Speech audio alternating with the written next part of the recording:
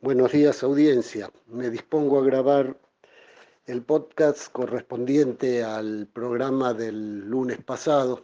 Me han llegado varias preguntas, entre las cuales hay dos que me parecen particularmente importantes. Una la manda el doctor Natán Kosminski, que me pregunta respecto de la proyección clínica de las categorías estetizantes que presenté. O sea, de la misma manera que yo hablé de la proyección cultural de esas categorías, él pregunta, según entiendo, si puede hacerse una proyección clínica.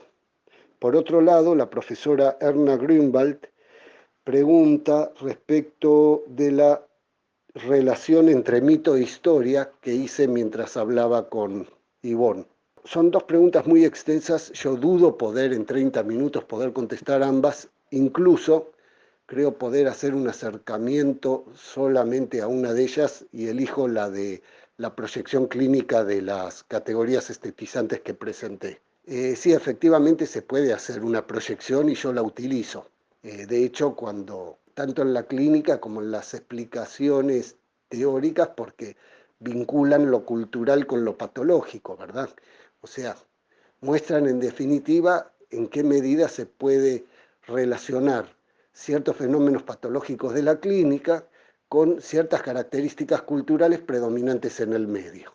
Voy a ser sucinto respecto de tres de esas categorías estetizantes porque no todas tienen el mismo peso.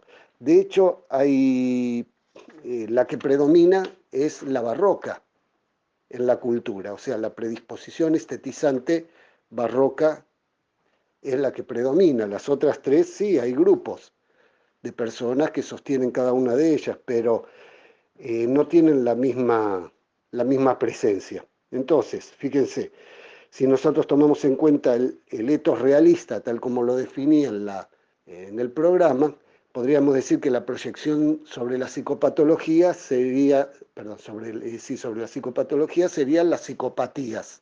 ¿Mm? O sea, si una persona con una disposición, con un etos realista, profundiza sus características hasta el punto de lo patológico, en ese caso se traduciría en una psicopatía. Es muy esquemático esto, ¿verdad? Pero bueno, digámoslo así.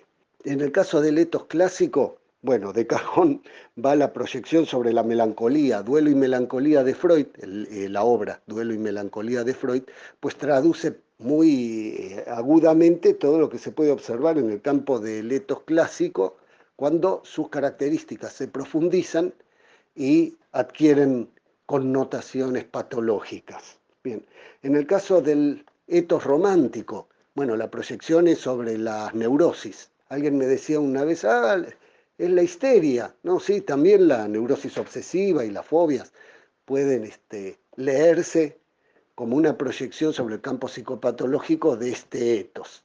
Pero vamos al principal. Como había dicho García Márquez, nuestra cultura es profundamente barroca y curiosamente, no sé si curiosamente o es un destino o qué sea, pero concretamente hoy en día lo que más se observa es la profundización de las características barrocas en el campo psicopatológico. ¿Cómo podemos definir esa patología? Como el trastorno borderline de la personalidad y trastornos asociados, según el manual que utilizamos de categorías diagnósticas, que es el DSM-4, el DSM-5, cualquiera de esos, lo diría en esos términos, ¿verdad? Trastornos asociados sería toda la cantidad de trastornos cercanos al trastorno borderline que figuran ahí y que equivaldrían más o menos por sus características a en lo que respecta a una profundización de las características psicopatológicas de este etos. Bien, ciertamente, si nos fijamos concretamente en la proyección patológica del etos barroco y hacemos alguna relación con el campo de la cultura, ¿verdad? Digamos que cuando me toca tratar de hacer levantar la vista a mis colegas del campo de lo psicopatológico al campo de la cultura para que puedan apreciar si es que quieren, si es que están dispuestos, si es que existe en ellos alguna intención de hacerlo, la relación entre los fenómenos culturales y los fenómenos psicopatológicos, pues ese trastorno borderline de la personalidad yo lo di vuelta al modo de como hizo Margaret Mead en la década de los 60 con el tema de las neurosis. A ese trastorno borderline de la personalidad les mostré que existían características en la cultura que podrían denominarse personalidad borderline de nuestro tiempo.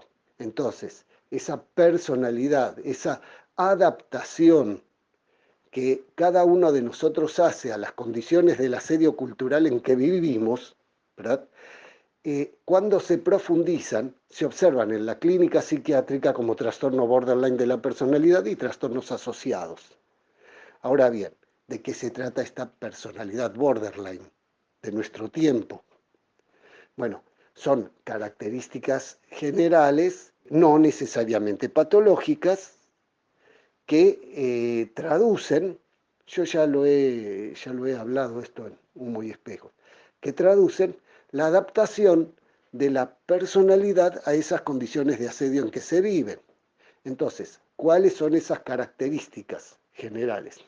Bueno, la principal de ellas es la disociación entre la capacidad crítica y la sensorialidad. ¿Por qué disociación? Porque si habíamos convenido, estoy haciendo un resumen de un programa anterior, ¿verdad? Si habíamos convenido que la acción del capital financiero internacional se da principalmente a través de los medios de comunicación de masas, podemos observar que a lo que principalmente recurren los medios de comunicación de masas es a una dinámica tal en la acción del medio que lleva a disociar la capacidad crítica de la percepción. Las razones de por qué ocurre esto no las voy a decir acá, los remito me parece que lo presenté en un programa en Humo y Espejo, si no, pues lo volveré a hacer en el futuro en alguna ocasión, pero bueno, decía, básicamente esta disociación en lo que consiste es que la acción del medio de comunicación posterga, desalienta la capacidad crítica respecto de los mensajes que transmite y promueve compensatoriamente la hipersensorialidad. Entonces, esta dinámica lleva a la persona a adquirir hábitos que justamente están sostenidos en la práctica de una hipersensorialidad que sustituye lo que podría ser su capacidad crítica. Entonces, con el tiempo, se va perdiendo esa capacidad crítica y en su lugar aparecen fenómenos sensoriales. Dentro del campo patológico, esto se puede ver de muchas formas. Yo no me voy a introducir en lo que es una temática propiamente de salud mental, sino que me voy a quedar en un fenómeno particular que voy a tomar como ejemplo, solo como ejemplo, que ilustra de alguna manera que tiene una doble cara, que es la cultural por un lado y por otro lado la psicopatológica. Me refiero al tema de los tatuajes y perforaciones. O sea, actualmente vemos que mucha gente se efectúa tatuajes y perforaciones. Muy bien. Esa práctica no necesariamente es patológica, es una práctica que intermedia, digamos, entre la moda y la patología. ¿De qué depende que esta práctica, que uno evalúe que esta práctica tiene que ver con la moda y no con la patología o viceversa? Depende del monto de dolor que haya en juego en la práctica. Es decir, si una persona tiene un arito en cada oreja, pues uno entiende que eso es una práctica cultural, no le va a atribuir connotaciones patológicas. Pero si uno ve que una persona tiene, qué sé yo, un montón de aritos, una abertura en la oreja y qué sé yo cuántas cosas más que uno ve por ahí, pues a eso sí le va a atribuir una connotación patológica porque entiende que hay una recurrencia a prácticas que, ¿cómo se llama?, que requieren dolor, que producen dolor. Entonces, lo que hace la diferencia entre una práctica entre un tatuaje o una perforación patológica y la moda es justamente el monto de dolor que haya comprometido en la práctica. Un arito en la nariz no me resulta relevante. Una chica que se hizo la flor, se tatuó una flor en la cola, bueno, no sé, tampoco me resulta relevante, ¿verdad? Pero si está lleno de tatuajes o los tatuajes son más grandes o están en la cara, por ejemplo, lo cual ya compromete ahí ya algo más no solo el dolor, sino la presencia social. Pues a eso sí lo voy a considerar como probablemente patológicos, o por lo menos que me esté indicando una posibilidad de una patología a la cual deberé explorar más allá, obviamente, del tatuaje de la perforación, que por sí mismo nos resulta diagnóstica. Bien, eh, ahora bien, todo este tema de los tatuajes y perforaciones, pues tiene las mismas características que las de letos barrocos que yo les presenté en el programa. ¿Por qué?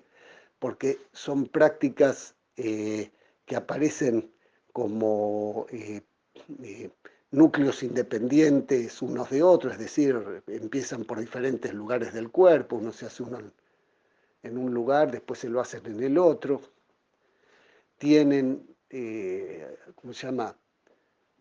Tienden se distribuyen por las superficies, tienden a ser excéntricos, o sea, parten de un centro y de un motivo particular y tienden a convertirse en otras cosas, funcionan por alegorización de la cultura. ¿Esto qué quiere decir? Quiere decir que sustraen elementos culturales de un campo determinado y los adquieren bajo la forma de un tatuaje, por ejemplo. Por ejemplo, a ver, les doy un ejemplo. La cara de Maradona.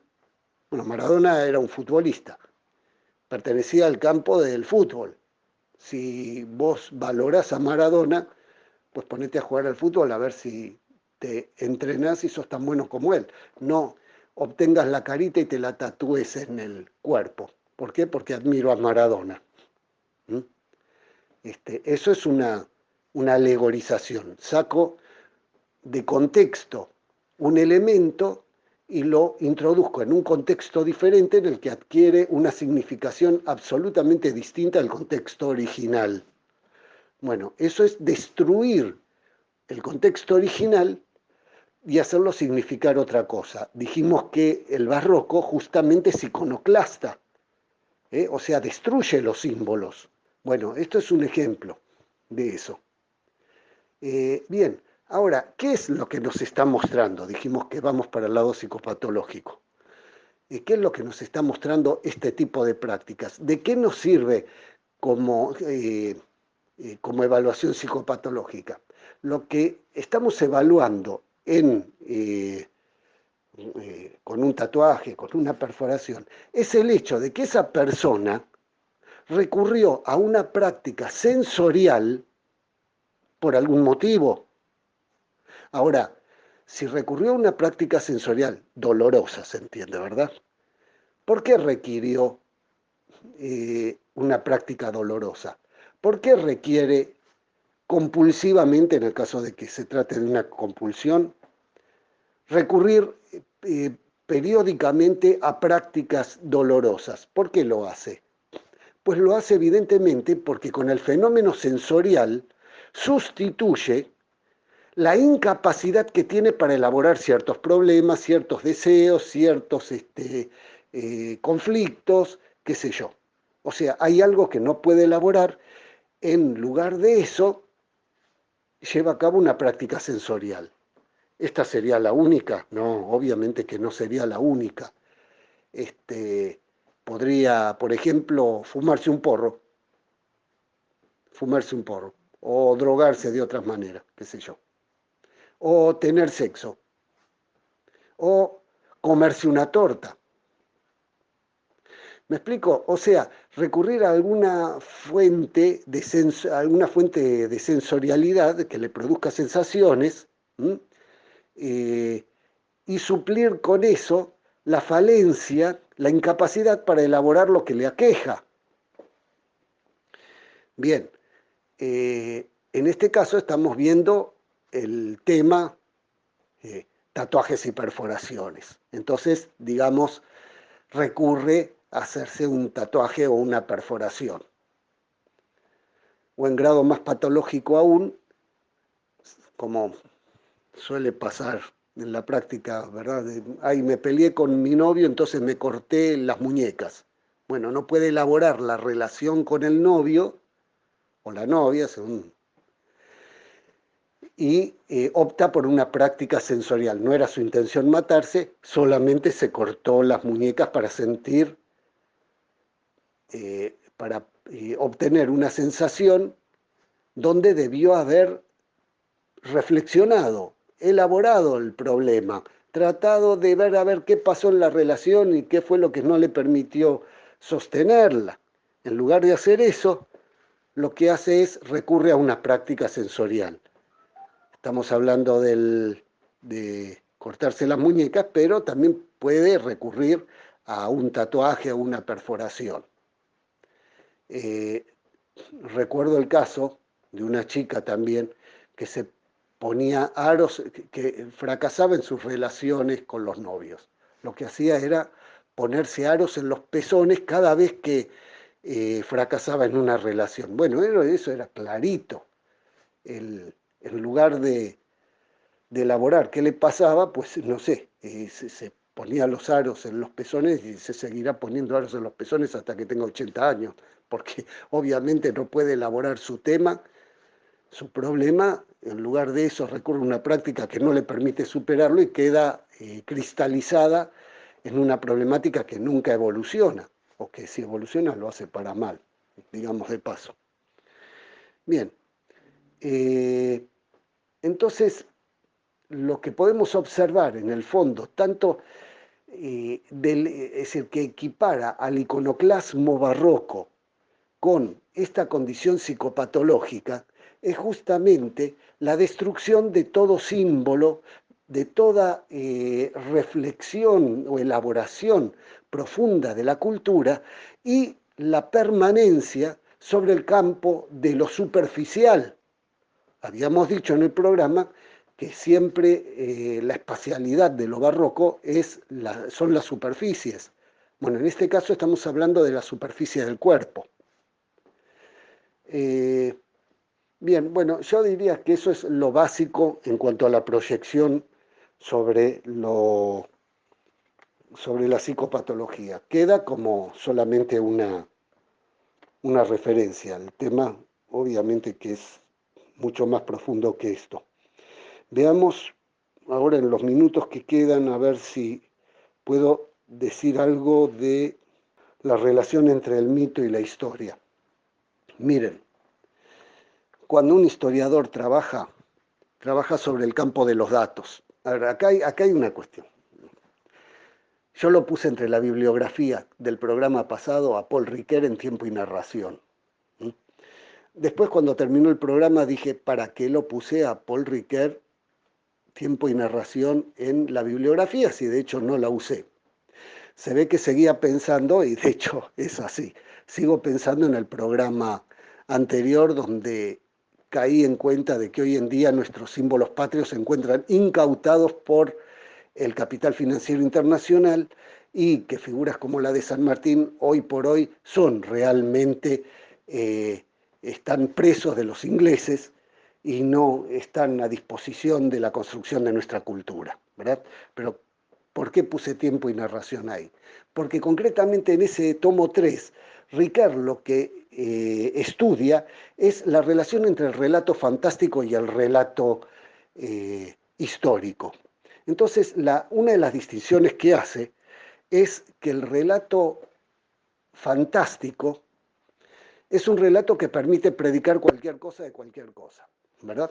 Por ejemplo, yo creo que San Martín logró ganar la batalla de Chacabuco porque llegaron los marcianos y lo ayudaron con rayos no sé qué. Bueno, es un relato fantástico, está bien, como tal es admisible. Si vos pretendés darle connotaciones históricas a ese relato, pues no, es absolutamente fuera de lugar. ¿Qué caracteriza al relato histórico? El hecho, es decir, la circunstancia de que los hechos de los que uno dispone ponen los límites que el relato acepta. Es decir, vos no podés ir más allá de los límites de lo que te permiten los hechos de los cuales disponés. Entonces, cuando un historiador trabaja, o cuando alguien metódicamente habla o trabaja sobre la historia, lo hace respetando los datos y sabiendo que puede armar un discurso siempre y cuando los datos se lo permitan. Uno no puede violentar los datos que tiene en la mano, aunque sí puede armar discursos diversos ordenando los datos de diferente manera. Bueno, cuando un historiador habla para la población general, se genera un fenómeno diferente, que es el fenómeno de la mitificación del relato. Entonces ahí empiezan a jugar deseos, expectativas, cuando hay proyectos políticos, bueno, pueden resultar utilizados desde el punto de vista de un proyecto político, en fin, diferentes utilizaciones del relato histórico que muchas veces es decir, que tienen que ver con disposiciones diferentes a la de la creación del relato histórico en sí. En este momento, yo lo que le estaba queriendo decir a Ivonne, que es que lo que estamos hablando es de temas que tienen que ver con la mitificación de los relatos históricos. ¿Por qué? Porque si yo digo, no hay constancia cierta de que San Martín ni ninguno de los héroes de las independencias americanas hayan pertenecido a la masonería oficial, esto está avalado por lo que la masonería oficial inglesa en este caso, porque tomen en cuenta que también Bolívar, por ejemplo, se supone que era grado 33 de la masonería francesa. O sea, habría que recurrir a la masonería francesa para que se expida. Eso yo no lo sé. No sé si le han preguntado a la logia central de Francia, no sé cuál sea, si Bolívar estaba inscripto o no. Pero bueno, pero por lo menos en Inglaterra no.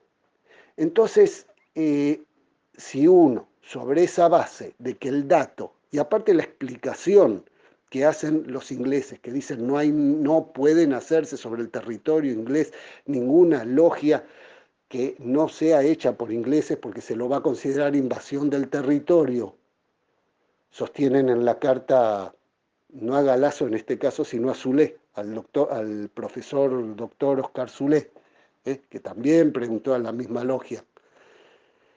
Y donde aclaran también que la logia Lautaro era una logia específicamente política que no entraba dentro de los cánones de la masonería oficial de la época. Y además aclaran, no entraría en la de hoy en día tampoco, agregan. Entonces uno no puede decir sobre bases históricas, aunque sí sobre bases míticas, que lo que pasa es que los ingleses son tan astutos que esconden los datos y no nos los dicen para que no sepamos que en realidad ellos eran agentes ingleses. Por lo tanto, uno es ingenuo si piensa que no eran agentes ingleses.